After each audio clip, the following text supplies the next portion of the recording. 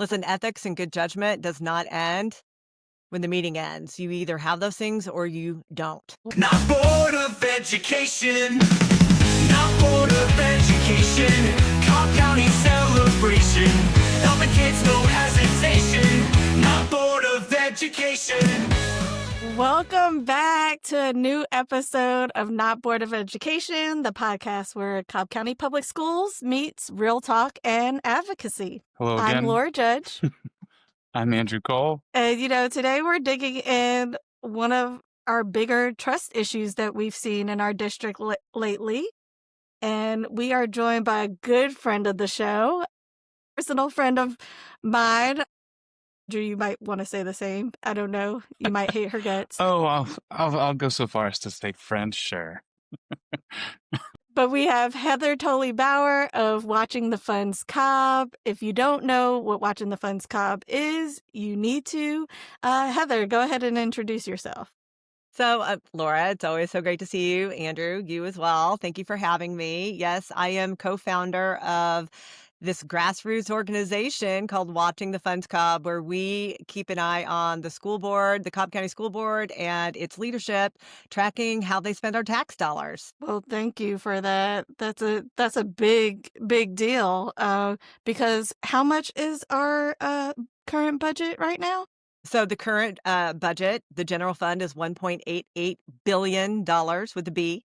And then you tack on another almost $1 billion, again with the B in SPLOST money, and you get nearly $3 billion of tax dollars being spent by the Cobb County School Board and or the leadership, mostly the leadership. Per year. Wow. Per year. Yeah. And that goes up. Yeah, and In this is the 5 years that we've been doing this work through Watching the Funds, that budget hasn't gone down. It's gone up, and so have our property taxes, as you well know. oh yes, yeah. And for people who, let's say, have lives and might not know the full history of everything that led to the creation of Watching the Funds Cobb and so on, would you mind a brief summary of how it all began? Yeah, I've not come up with a good elevator pitch for that because it was a lot. But basically, almost 5 years ago, actually, it was probably around this time 5 years ago, we were all watching board meetings because it was the pandemic and we were home and we were able to watch board meetings. And there was a woman, Stacey Efrat, who is known in the Cobb community, who had put something out on Facebook and said, listen, I'm kind of concerned about what I'm seeing at these board meetings and how they're making decisions. And if you are also concerned, join me. And I was like, I'm concerned. And so Stacey and I and two other women co-founded what became Watching the Funds Cobb. Laura joined us later. I started seeing Laura at board meetings and loved her passion and invited her to join us as leadership. And that was about 6 months later or so. And basically what we took a look around and we realized that nobody was paying attention to how the money was being spent. And that really hit home with us because in December of that year, the school board voted to approve $12 million of CARES Act money, COVID money, on UV lights and hand rinsing stations. And they didn't have any data or information to back up the claims that it would actually address COVID. And nor did they allow questions from certain board members. And they just approved it. They approved $12 million at the same moment that our bus drivers didn't have what they needed to keep themselves safe, what our teachers didn't need. Our teachers were crowdsourcing hand sanitizer and wipes and because we were back in school by then, and it just didn't seem right. And that's basically how we formed. It was the $12 million that launched a movement, basically.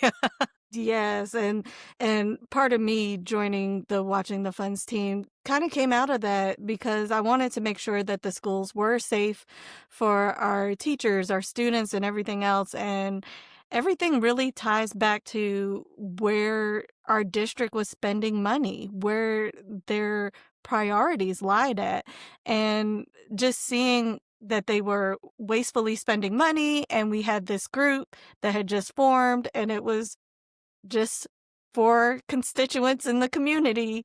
I said, "How do you guys need me to help?" And so I added on and joined them. And yeah, that's how I got to being there with y'all. And so thank y'all for letting me join the leadership team. I enjoy it. And we learned that the district spending this money was not something new, even though hand rinsing stations and UV lights were a new expenditure.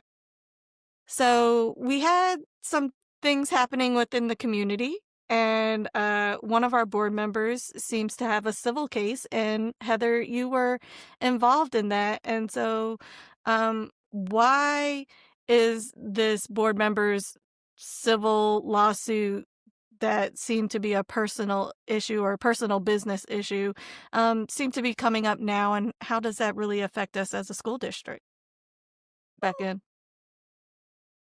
So why does it matter that a sitting school board member has admitted to misappropriating $250,000 from a client in his personal private business? Excellent question. Because we believe, and a lot of us and a lot of community members out there agree, that if you cannot be trusted with your client's money, you cannot be trusted with our tax dollars.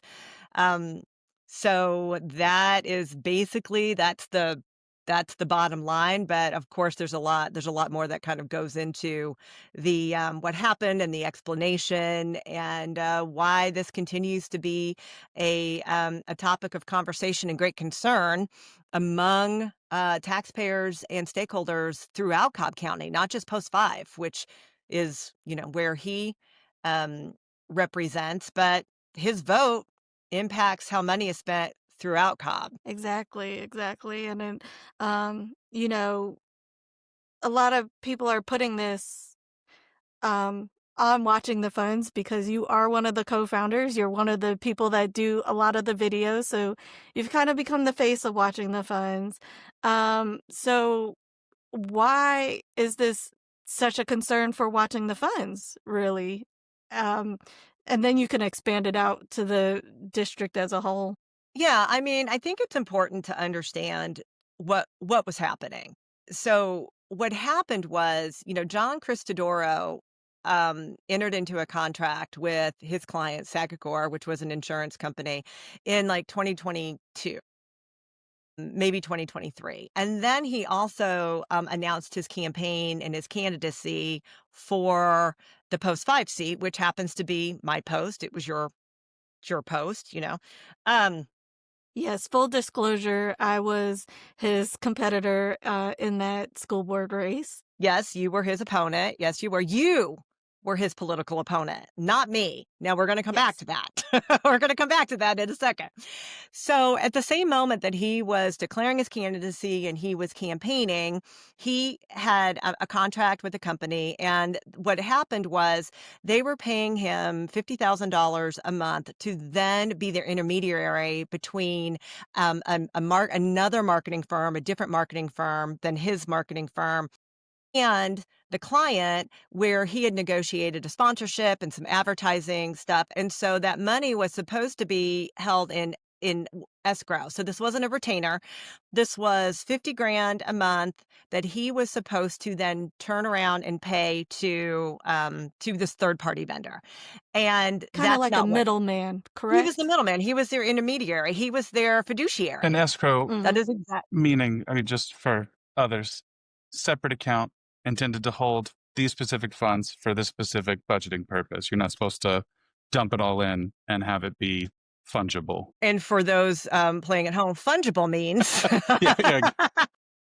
It's all mixed, and $1 over here is the same as another yeah. over And there. so the reason why I make that distinction is because when the story broke, And I know I'm kind of all over the place, but when the story broke, people were saying, well, I mean, yeah, he paid other business expenses and his personal expenses out of this money. It's like, it's money in, money out when you're running a business. No, this wasn't general funds. This wasn't money. That's why I say it wasn't a retainer. It wasn't a retainer to help with cash flow. That money had a specific purpose.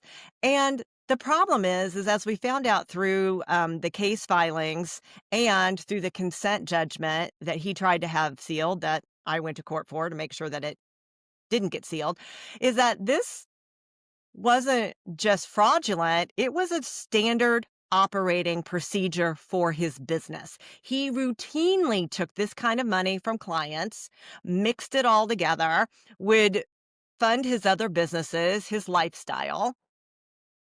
And he just but he was always ever he was apparently usually able to meet his obligations, but not in this case. And in this case, he wasn't able to meet his obligations for 5 months.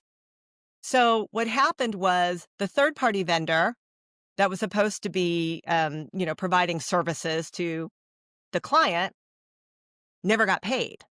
Mhm. And then they came after the client, John Cristadoro's client, and said, "You're in breach of contract." And they're like, "What do you mean? We've been paying this guy 50 grand a month." And they said, "We've gotten none of it. We've not seen a dime." So all of this is while he is running to be Post 5 representative to represent Post 5 and Cobb County taxpayers, saying that he's the trusted voice and that, you can trust him because he's run these businesses successfully, and he has multiple businesses, all of Mhm. which have been dissolved, I believe. Um, and so, that was disingenuine. I'll just say that. And it leads to a lot of questions that we at Watching the Funds have about who's making the financial decisions on behalf of our students, our teachers, our schools, our taxpayers, and are they worthy of the trust that they have asked us to place in them? And that's how that's why this is a Watching the Funds issue as much as it is the issue of concerned citizens and taxpayers who are now that they're learning about it are very concerned, and I would say rightfully so.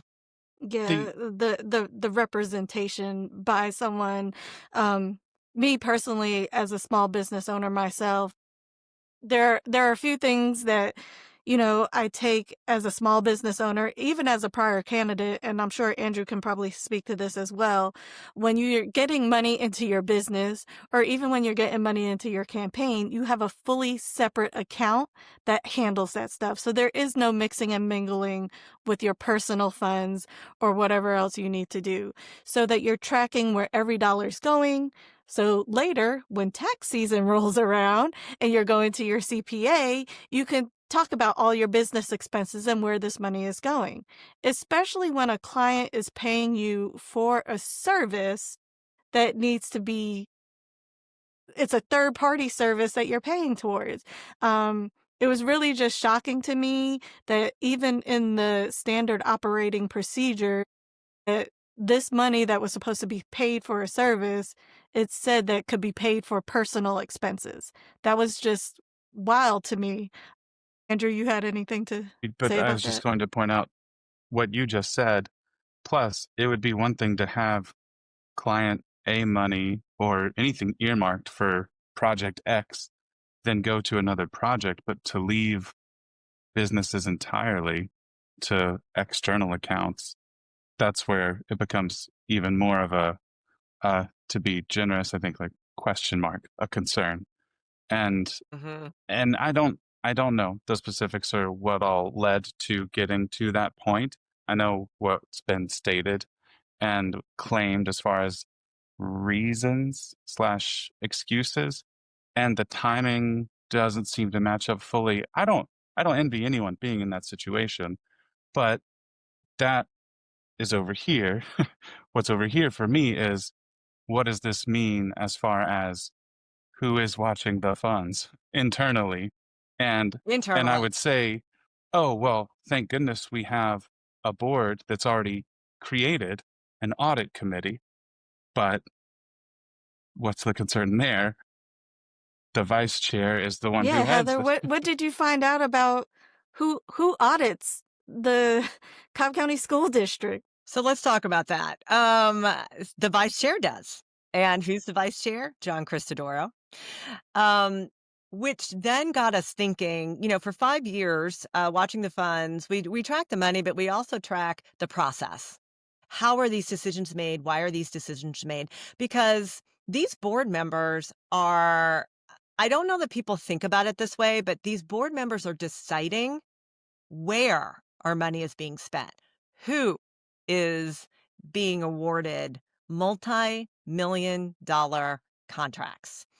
And there is a lot of money that comes in and out. And thanks to SPLOST and all of the construction deals and all of the projects that come through our SPLOST dollars, there are hundreds of projects. And I don't envy anybody who has the job of keeping all of that straight. But should an audit need to happen, it is the vice chair that serves as chair over the audit committee, which got me thinking on behalf of Watching the Funds, this perpetual revolving door of Republicans serving as chair and vice chair and never giving any consideration to any other member that is not a Republican to serve in those roles is really a bad idea for this very reason. I don't think that the four Republicans who keep voting themselves in as vice chair and chair, I don't think that even they consider what those roles actually are and why they are important. And I'm just going to get ahead of something and just know everybody, mentions this, not everybody, but people do mention, well, watching the funds, you're just Republican bashing. Listen, we cannot help that we have a partisan board. We cannot help that to run for school board, you choose whether to be a Democrat or a Republican, and we cannot help that there are 4 Republicans and 3 Democrats on this board, nor can we help that oftentimes they are voting along party lines, which is 4-3, which is what happens oftentimes when in January, and January is coming up, they will re-elect from among the board, and the board, since we did not just have an election, the board members remain the same. They will have to pick a new chair and a new vice chair. And I sincerely hope you started off with, how do we build trust? Mhm. I sincerely hope that they will stop with their own partisanship and their own partisan maneuvering, and that they will give one of the Democrats who have been on the board much longer than John Cristadoro was on the board the opportunity to represent Cobb taxpayers in those leadership roles. Yeah, it's a good thing that you brought up the partisanship because, you uncovering this civil lawsuit, one of the bigger things, even with Mr. Cristodoro's pushback in media, has been that this is just a political thing, that it's partisan politics. People uncovering this lawsuit is politics. What would you respond to that? I mean, I don't blame him for saying that. I mean, what else are you going to say when you've admitted to defrauding your client out of $250,000 and you got caught doing it? I mean, he Well, I tried. mean, that hasn't been admitted in the media, just in the court No, I mean, documents. and So, listen, yeah, he did it. There's no doubt that he did it. The stipulated facts are the stipulated facts. He says he has reasons for doing it. He cites COVID as being, as being a reason. You were a small business owner during COVID. That was several years ago. but At this again, this point, contract was entered in 2022, correct? it was either 2022 or 2023. So COVID had Kind of been a gone. I mean, things were back open again, right? yes, But listen, all I at can tell least here you, in Georgia, right? and in the southern states. all All I can tell you is what he said in the media, and what he said in the media, yeah, well, like you said, what he said in the media is he's blaming it on, political, he's pushing a political narrative that just doesn't exist. Um, I'm not the one who ran as being a trusted voice, while he was being sued for I'll say misappropriating $250,000. I mean, embezzle, stole, defrauded, whatever whatever language you wanna put around it. They're all in the thesaurus right there. Yeah, I mean, I know, Laura, I know I didn't really answer your question. No, It's you just no, you did because, to me, we are all individuals on Watching the Funds, but we kinda try to take Watching the Funds, and I backed away during my run so that you guys wouldn't have that, me meddling within our work or trying to look one way or another. But a lot of us are outspoken on the Watching the Funds leadership.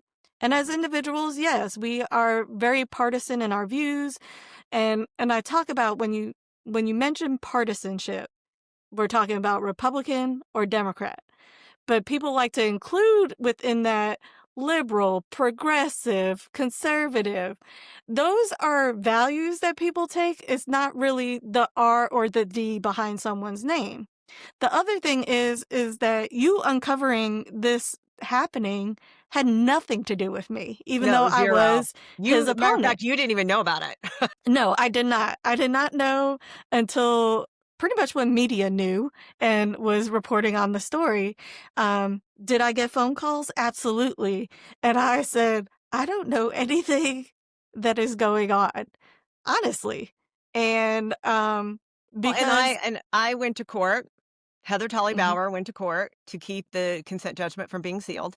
And as you know, his attorney really spun that narrative, tried to make it sound like, her objection to the document being unsealed was that she felt like our attempt was not a good faith effort and that it was really politics. And then she asked, she wanted to know, how does this tie to you? She even accidentally called me you at some point because that's how much invested they were in that narrative.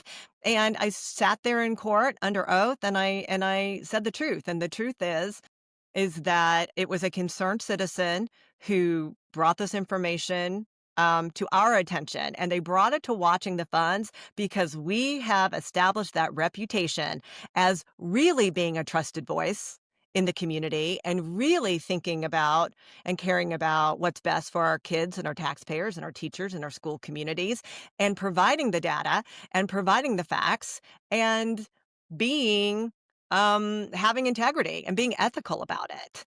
And and so our information comes from Republicans, Democrats, independents, people that sometimes don't vote, unfortunately. We did just have an election. I hope everyone voted.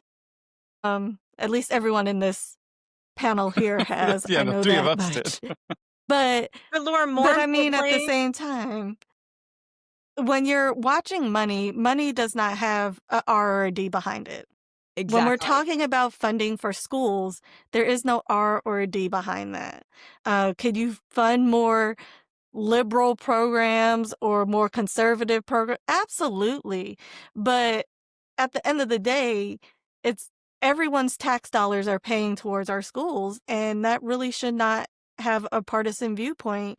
Um, and when we're looking at the waste that our school district does, or even when one individual has stolen money from a client, that does not have partisanship attached to it. That's And I just my can tell viewpoint. you in these few weeks that this has been uncovered, nor does the concern. The concern goes across all political spectrums, all every demographic you can imagine. Mhm. Whether you're measuring this by moms, dads, and I got to tell you, teachers, staff. You mentioned that a lot of our information comes, from Republican, Democrat, Independent. It mostly comes from internal sources. It Mhm. mostly comes from, teachers and staff who reach out to us and need us to speak up for them because they cannot, because they are so fearful of retaliation, and when we report that out on our Facebook page, and there's usually 1 or 2, usually only 1 or 2 that are like, "Well, what retaliation? That's ridiculous. What are they afraid of?" If they could see the amount of messages that come in and they all start the same way. Please don't share my name because I am afraid of retaliation. And it's parents too, by the way. If you Um, when I am at a school event or even a extracurricular, like kid's birthday party, there are parents that'll come up and talk to me about different issues. But then, hey, no hard feelings. But if we're ever at school or something, like I can't say hey because I just don't want to be involved in that. And I mean, that's how paranoid I would say if it weren't an actual legitimate concern. But we've seen over and over that the smallest disagreement or acting out or sharing of information sometimes can lead to you get moved to a worse position or you get asked to leave or you just get outright fired. So I think those concerns are justified. I mean, I've had people back up to me at football games and like say like, hey, I want to talk to you about something, but I don't want it to look like like we're talking. And it's, it feels like 1980s spy stuff.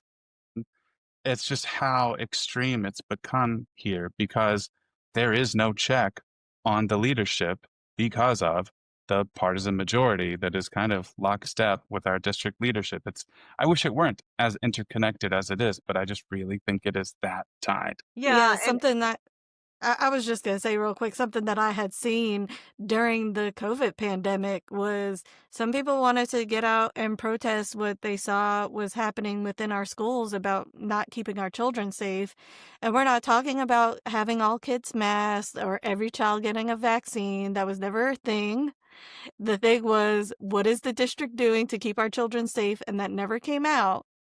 But parents were coming with shade glasses and hats on because their businesses, their personal businesses were getting affected by the vindictiveness of the school district and the leadership.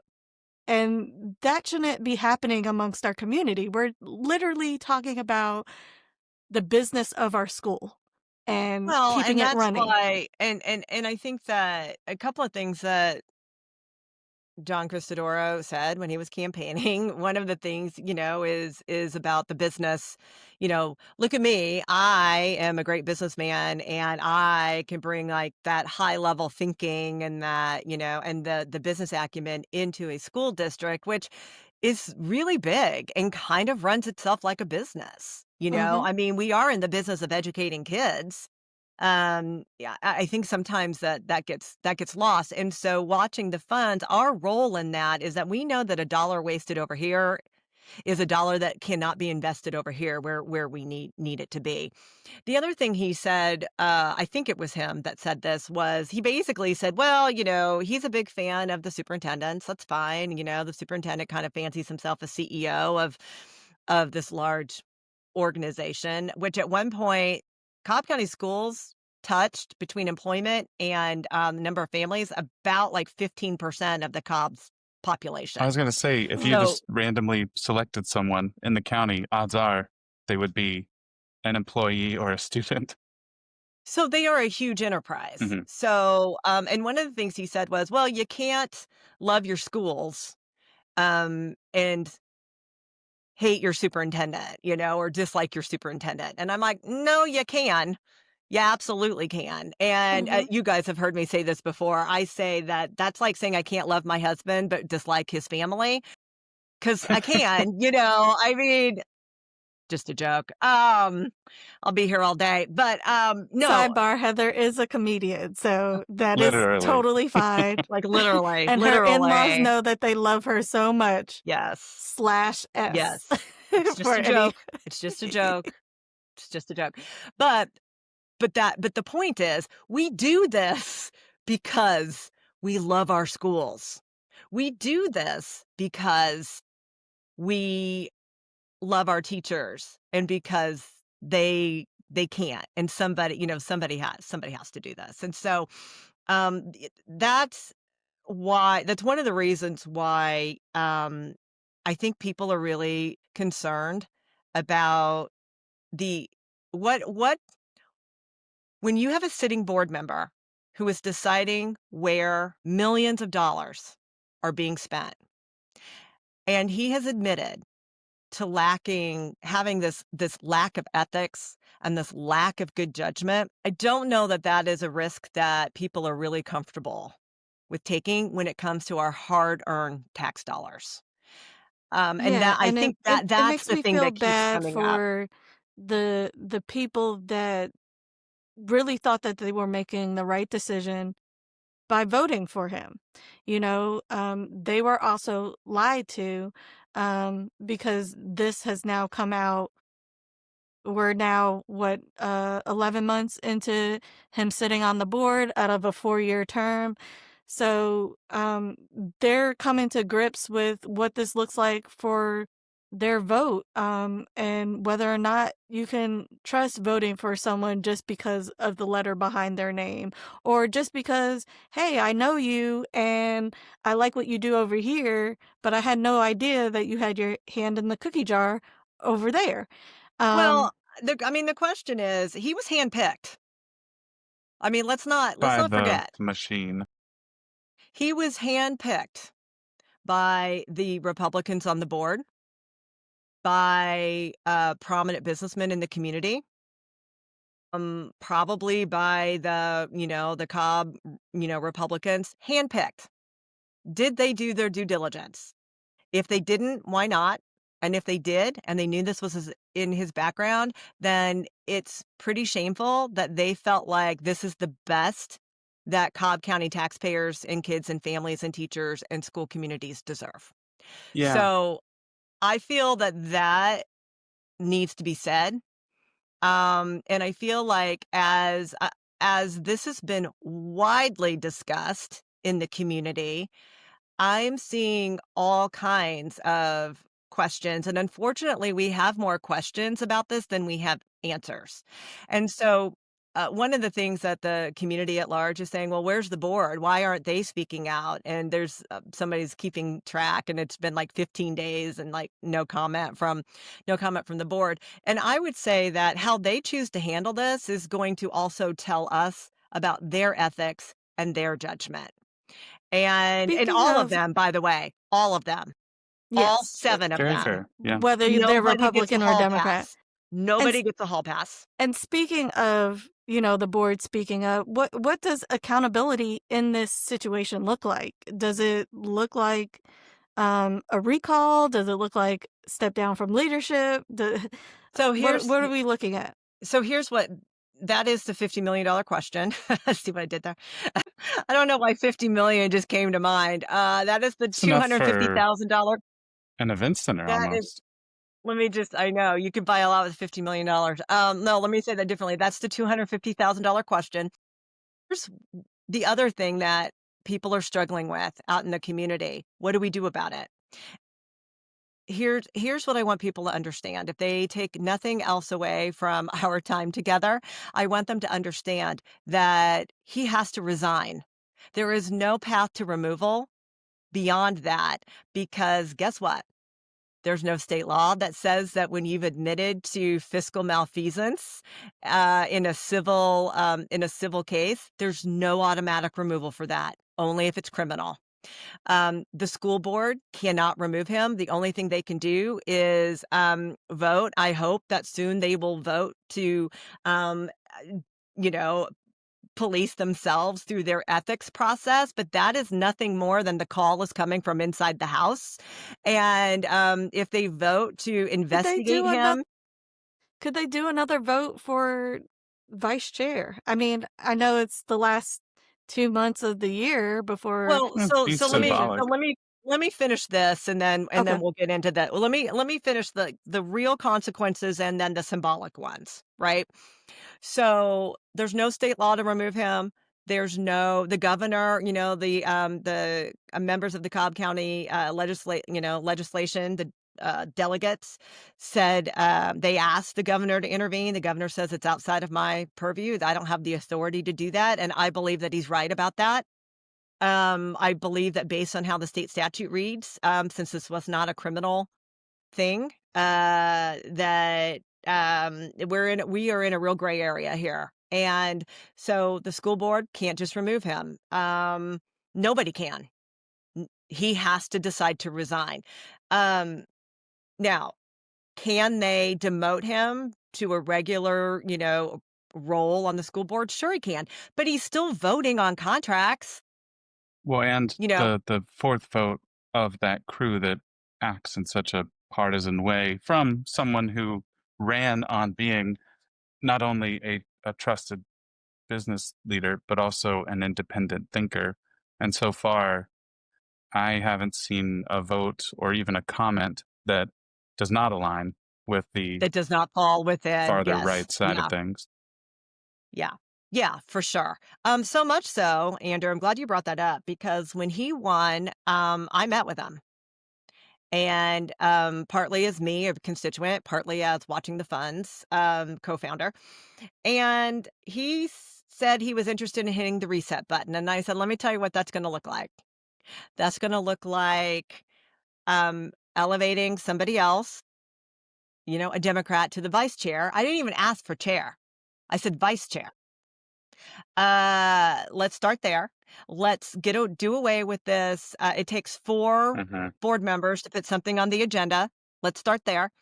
And there was another thing that I asked for. Oh, eventually later I asked that he put me on the F&T committee. Now, if you don't know what the F&T committee is, and most people don't, you need to, because that's the Facilities and Technology Committee, and that is right now, it's a group that of community members that are selected by board members and by the superintendent that kind of meet quarterly and sort of like go over the SPLOST contracts. They used to take themselves a lot more seriously than they do now. So they kind of rubber stamp everything and they meet kind of in the rears. But when I have gone to meetings, and very few community members actually ever go to these meetings, and when I have gone, I actually learn something that provides some clarity. And so I was like, hey, you wanted to hit the reset button? Put me on. Nope, didn't do it. And I like the idea of that committee. I mean, having community review and oversight, or at least a conversation between representatives, average Joes feasibly and Josephines from the county, communicating about contracts, bids, kind of a check at least, maybe, on some of the behavior. And I agree. You go down the list, and you're like, oh, they worked on their campaign. Oh, their wife is tied to so and so who worked on the campaign. Like everyone's just a Well, they're friend. tied through their business dealings. They're Yeah. tied through, yeah, Yeah, it absolutely. becomes really hard to have that accountability when, again, Well, these are when the there's people no getting the daylight. contracts. Yeah, yes, yes. And when there's no daylight, like between the letter that's behind their name and the actions that they take, then they have a lot of trust to rebuild. That's really the thing, is for all the defense right now. Oh, it's partisan rancor and all the points of it's not me, it's them. If that's the case, whether it's Cristadoro or the superintendent or anyone who's always complaining about how everything's partisan and there's just that group that always complains, then I would say defend and justify your actions or views or proposals in an independent and objective way and sell it to me. And if you can't, then you're probably doing something you shouldn't be doing, or you're acting in a partisan way yourself. Well, And and I'm sorry. no, Go I ahead. mean, I would love to hear their behaviors justified in a more clinical way, because they're just attacking us. Okay, well, explain what you're doing and detach it from everything else and make it make sense. Well, and I would like, and I'm not the only one, I'm speaking on behalf of thousands of people who follow Watching the Funds and hundreds that have reached out to us over these past few weeks. I would also like to see some, I don't know, some accountability, some responsibility, some personal responsibility taken by him. I mean, people make mistakes. This was a big one. It's not how you fall, it's how you get up sometimes. And I would have had a lot more respect for somebody who said, I, this is on me. Yeah, I messed up. This is on me. I mean, legally, he's already admitted to it. I mean, we have published the consent document. In it says the parties acknowledge and agree that this consent judgment arises from a debt for money obtained by false pretenses, false representation, or actual fraud as defined under law. I mean, it says the parties agree to that. Um, he did it. He said he did it. Why are you blaming me for making sure, and people like me for making sure that the taxpayers that you fooled, the voters that you asked something of, why are you blaming us for making sure that that information is in the public domain? Take responsibility for what you did. And I would like to see the other board members and probably some community members take responsibility for handpicking him while this was happening. Yeah, Mhm. yeah. While this was happening. Let's not forget the timeline. He was being sued while running. And I don't think yeah, that is a small point. Yeah. I think it And I speaks to his also character. I think it speaks to his character. and my biggest thing is that it can't be a partisan political, you know, attack against him because one, you won. You're in that seat for 4 years. And as you just said, Heather, there's nothing within Georgia law that can remove him from that seat. He has to make that decision himself. So if you're putting yourself on the line, if it was even me who had come out with this information, you're in that seat for 4 years. So stop looking at how is me. that an attack? Yeah, like it kind It's of comes just with the words. territory. Yeah, I mean, It's the whole sticks and stones thing. And you're just getting words. And unfortunately for the people that are, standing up, whether they're writing emails to the board, and the Watching the Funds Facebook page has the board emails that you can write to, whether you're calling the district offices, whether you're calling our legislators to do something about this. Um, At this point, the decision is down on the individual who made the mistake. yeah, That's it. yeah, and yeah, yeah. But what can we ask the board to do since they can't actually like they can encourage him to resign? So can the prominent businessmen who supported him and businesswomen. They can encourage him to resign. But what can the board do? What do we at Watching the Funds feel like they should do? That is to start rebuilding trust by making good faith efforts to work across the aisle and to speak out about what he did. What do we expect from our board members? What are we going to put in place to make sure that we don't end up in this situation again? Calling for a forensic audit Yes, on the definitely. finances is important. They did that in DeKalb. DeKalb's in a hot mess, and their board called for a forensic audit. And let's start playing nice with each other. Mhm. And I mean, Let's start playing nice with each other. Let's start communicating with stakeholders. Let's start engaging us in budget processes, which you refuse to do. Um, because 2026 is an election year, y'all. Mhm.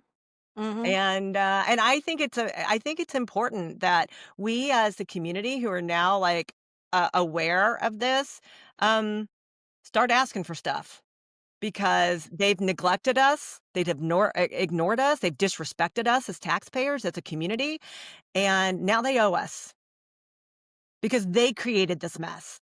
Exactly. Which kind of They owe leads me us. to So yeah, that kind of leads me to my next question. Cobb Schools is going to Cobb Schools. We normally have multiple things going on. So with a lot of the attention being on, this one board member, what's getting missed? Like that's also going on as far as money needs within the district. You're asking me that question? Well, Just one or I would two say, things. And just know so let me tell you we're what we trying to were keep working this on. episode under an hour. Okay, I can keep this brief. Let me tell you what we were working on before this. And that was we continue to work on the safety of our buses. Mhm, And what do our mechanics need? And what do our bus drivers need? And then that is a good segue into the next thing, which is I think emerging, and that is the federal funding mhm. and SNAP benefits. I mean, at one point, the Cobb County Foundation's annual report, I haven't looked at it for this. I don't know if it's out for the last year or this current year, but recently it indicated that 50% of our students are on free and reduced lunch. That's 50. 50% of 150 of our kids. We have 106 students. 106,000. 1,000, yeah, 106K is how I see it in my head. Okay, so I'm gonna say that again. We have 106,000 students. Real recently, the Cobb County Schools Foundation reported that about 50% of them, 50, are on free and reduced lunch. And now they aren't, SNAP is not getting funded during the government shutdown. So I imagine we've got even more families and kids struggling. And so what do we do about that? And what do we do about that as a district? What do we do about that as a community?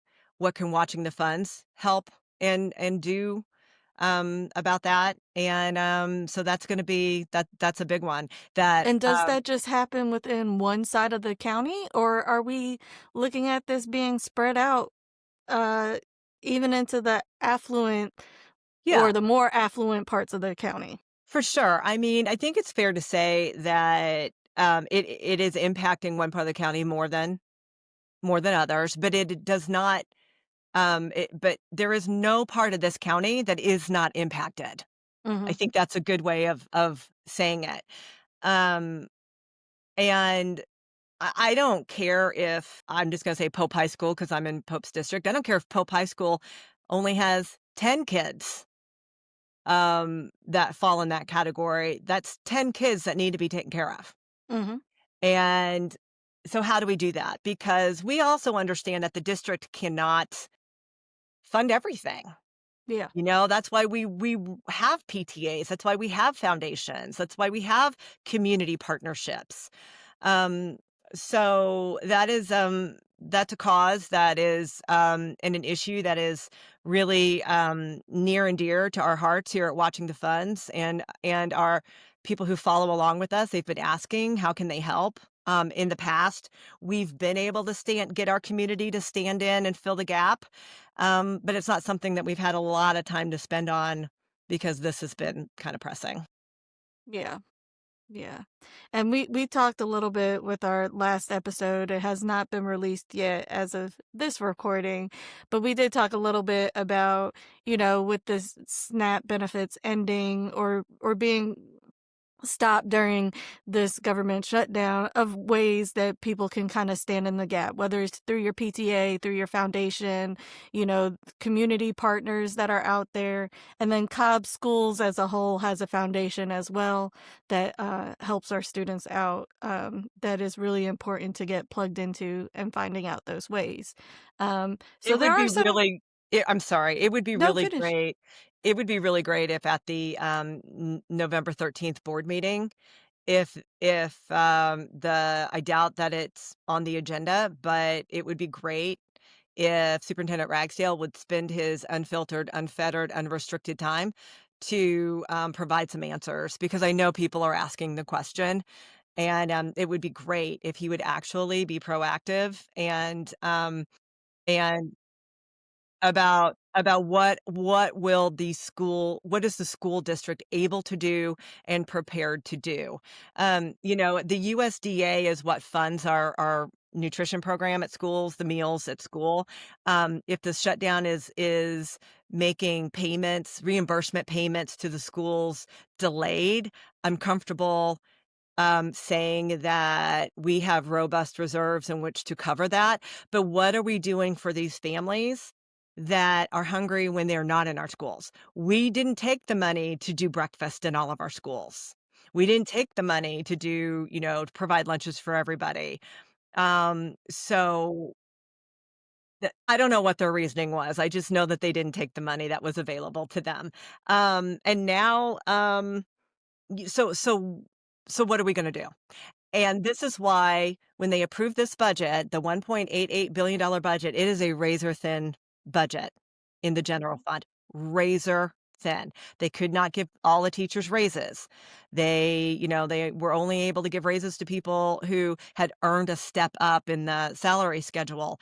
They weren't able to give the bus mechanics what they are seeking. And matter of fact, they balanced the budget on reassigning teachers from these specialized areas back into the classroom, and they also added $1 million to the communications budget, which we felt like was poor timing. Mhm. And so again, that goes back to the money that we waste or spend over here is money that we can't spend over here. And now I wonder, what kind of financial position are we in to help our students and our families in the way that they need the most? In the way that they need most. Mhm. And our Yeah. teachers. We have school nurses, y'all. Somebody just got into an argument with me on Facebook. We have school nurses who are on SNAP benefits. I guarantee you we have bus drivers who are on SNAP benefits. What are we doing? Mhm. What's the plan? What is the plan? I mean, what is that, a $3 million parking lot next to and again, not all funds can be used for all things, and I mean, it's way more complicated than what I have to But mention. again, if we actually had town halls and, interactions with the community where this money pot can go here and this money and look, we have these things coming up. I know one of our board members, Becky Saylor, keeps asking about, you know, the federal funding getting cut for education. And how does that look when it finally comes down to us at a local level? These are things that not only board members are thinking about, but everyday parents. They see that these cuts are happening, and what are we doing for the children? The first thing we're going to see right now is the SNAP stopping for people and people struggling to eat. But when you start having programs stop being funded, what is the district going to do to fill in the gaps? Or what can't they do in those situations? And that takes a discussion. Um, but I have a tendency to think, as you called it, his unfettered time. I like to call it the superintendent's soliloquy, or 20-minute soliloquy, is probably going to get talked about books getting banned again or, you know, political activists, which seems to which seems to be his focus more so than what's actually happening within our district that he can control. Well, listen, Um, one student, one team, school success has nothing to do with whether or not he thinks I'm a political activist who's trying to ruin somebody's life, personal life, right? That Again, you are one person with one vote, um, and limited access to, I mean, you're pretty well off, but limited access to funds to make his life miserable. people You that know? But he acts like you're, this big boogeyman with Listen, I'm just a mom. And I don't access to mean that iPhone I don't camera. mean that in a derogatory way. I'm just saying that I am not a political operative. I am not anything more than I am nothing more than I am a mom, a concerned mom, a taxpayer who pays a boatload in taxes. I am a school volunteer. Those are the hats that I wear like so many other people, Mhm. and who deeply cares about our schools and our children and our teachers and our staff. And really, when I taught my son to be kind in Mhm. kindergarten, I believed it. And I just want to see that, you know, trickle Yeah, up. Heather, I've joked before about it that both you and I are in the East Cobb area, and sometimes us East Cobb moms have a little bit of that Karen energy. Um, and I know some people look at Karen as a derogatory term. I do not. But I don't mind being a Karen if I absolutely have to, because I have paid to live in an area of the district that I think I should get what I'm paying for. And that does not include me being silent and just taking whatever this district decides to give to me. I will speak up and get the access that not only my kids need, but all kids within the district. I'm going to bring that energy for every single child in the district. And again, for me, it's always been regardless of that child's parents' political ideologies, because Yeah. they're entitled to an education in our public schools. It's just that's what it is. Well, it's funny because when people do push back on us, and again, it's very rare that people push back on what Watching the Funds is doing, and they'll say, well, we're so successful. We're so, our graduation rates are high, our SAT scores are high, there's all these, metrics. And I say, well, why do we have to pick? Mhm, Why, yes, why can't we be, yes, and, right? Like going back to my comedy roots, right? Yeah, yes, and I want a fully functioning board. mhm, I don't want $10 million broken iggies hanging on the walls, because that's $10 million that didn't go someplace that we probably could have been used. And so I don't buy into this narrative that we have to choose. I think that Cobb has so much going for it that we can have both. And I'll tell you what, my kid deserves both. And so mhm, does your kid and anybody else's kid. And so that's why exactly. Watching the Funds exists, and that's what we are going to continue to do. Speaking of, we do have a lot of stuff going for us. We like to end our show with a student spotlight or teacher or school spotlight. Um, Try to bring up the energy. I mean, we've had a lot of good energy here today, but sometimes people think that we just bash the Cobb County School District, but there's a lot good going within the district. It's just our leadership needs a lot of work. Um, in that yes and. So we're in the yes part. Heather, you have anyone you want to spotlight or anything that you've seen recently? You know, yes, and, it was hard, it was really hard for me to it's hard for me to narrow it down to just one, um, because there is so much great happening in our schools. I'll let you do 3 if you need to. No, I don't need to do 3, but, I will do 3. I will do 3.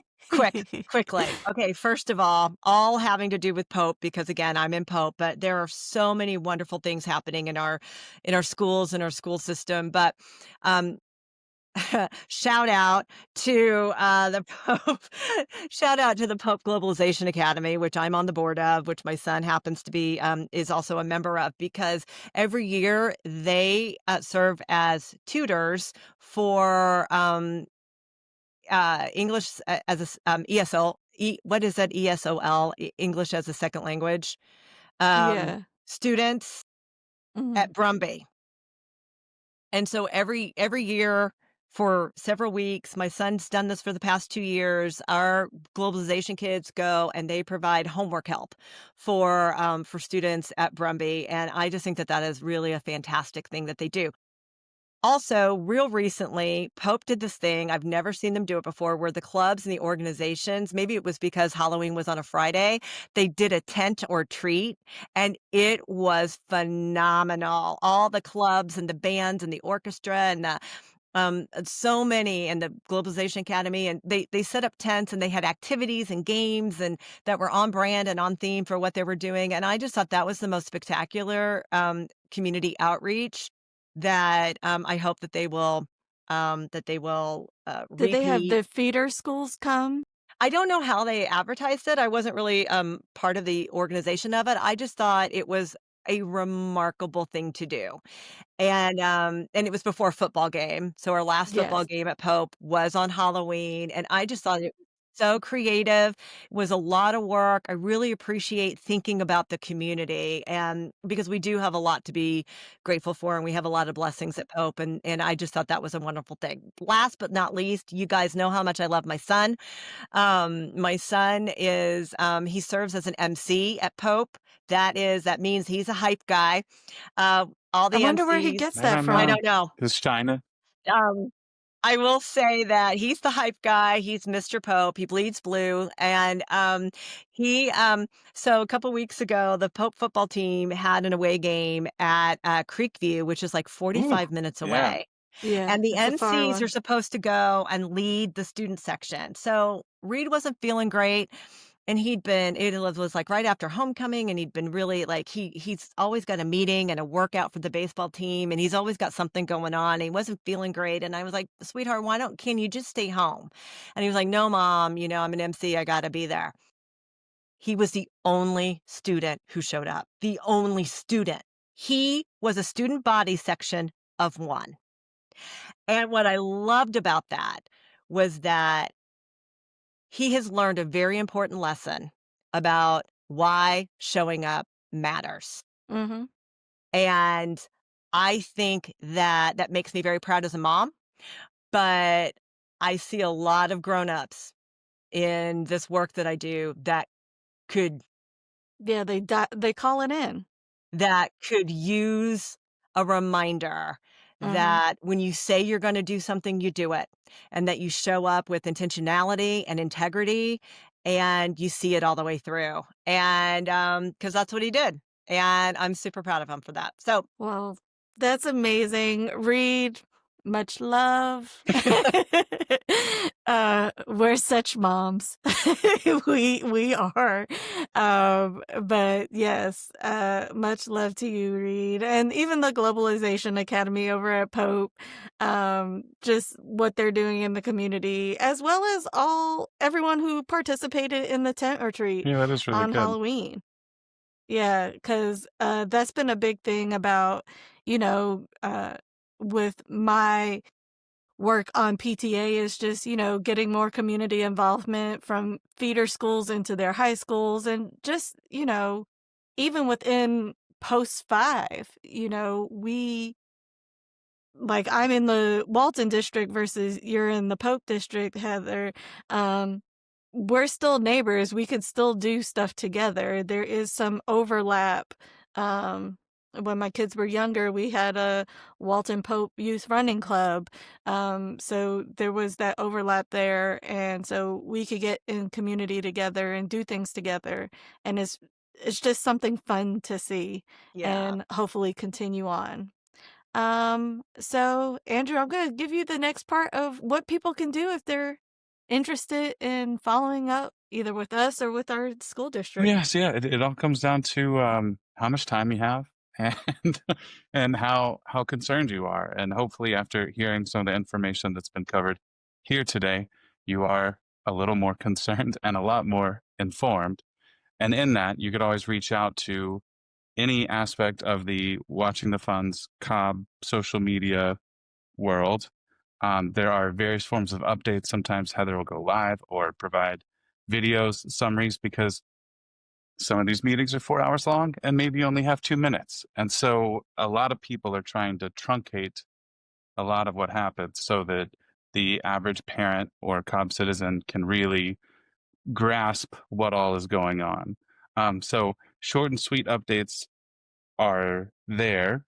Longer updates and explanations and really wordy posts are over on pages like mine.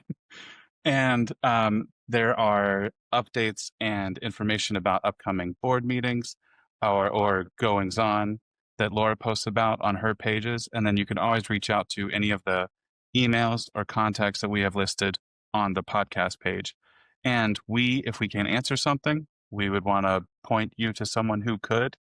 And beyond that, if you did nothing with any of us at all, great.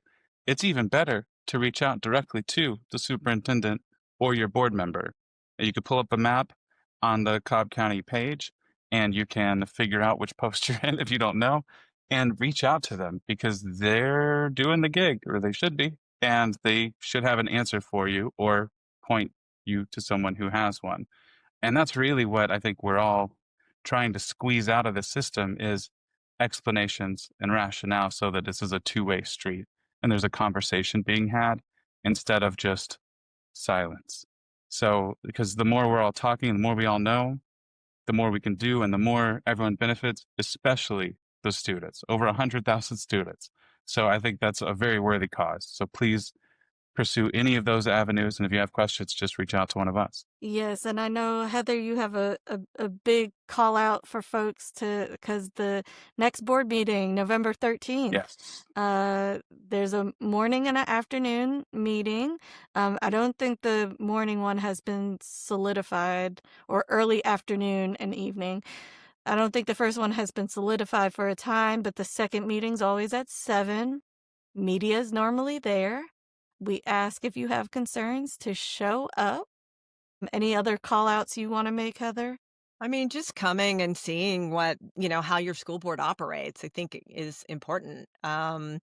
So yeah, show up 7 o'clock at the district building that you funded, and see how these elected officials work. See how this part of our government works, and stand physically and philosophically in support of the public commenters who come and try to make their issues aware and in seeking oftentimes seeking some sort of answer and resolution to an issue that they're having. So we hope to see you there. Yeah, and that's 514 Glover Street, Marietta, right behind the Cobb Civic Center. So that's where the board meetings happen if you have never been to one. We are very well versed in that address. Yeah, you'll Can see drive there you'll with see my eyes familiar closed. faces if you go. But Heather, I want to thank you for Yes. joining us. Um, you know, what you and Stacy started with Watching the Funds, and even the other ladies that have joined us, and even all our anonymous tipsters and folks that have helped us pull information and set up Zooms to let people know how to make public comment, has been super duper helpful to the community to just fully understand where our taxpayers or our tax dollars are going. So I'd like to thank you for that. Thank you for accepting me as part of the leadership team. We miss Um, you. We miss you having you. even though I was mostly like posting for social media to make sure that people knew where to find your stuff at. Um, but yeah, it's been super duper important. And anything you have to say, Andrew, No, I mean, I before just we want to go? echo the thanks. I know it is a lot of work and a lot of time, and many other people don't have that. And you're able to satisfy a big need and gap in the community. And I would say the followers and all the clicks and likes and interaction speaks for itself. It's grown over time because the more people know, the more they realize what's going on, and they want to stay informed. So I'm appreciative that it exists. I'm glad that it's going. And I don't look at it as some sort of cynical group because, again, if it's really just a bunch of partisan jabbing, you'd be able to defend it and explain it, and they never do. So I hope that we could Yeah. continue pressing for that and just make things clearer, more transparent, and better over time. And so, yeah, thank you again for all you do, because people start to realize that the board and the system is supposed to be interactive and it works for them, and we interact with them, and everyone benefits. That's the goal. So Yeah. I just want to thank you for all The that. biggest thing is, the school board seats are for the people in the community. It is not for the people that are sitting in those seats. I have told a story before of one of the current board members saying that once they got elected, they didn't have to listen to people's concerns anymore, and that's just not how Ugh, it should function. I agree. It is for us in the community, not for them. Um, so, and as we always close, please remember that every student deserves a voice. And every voice deserves to be heard. Thank you. Not Board of Education, Cobb County celebration. Helping kids, no hesitation. Not Board of Education.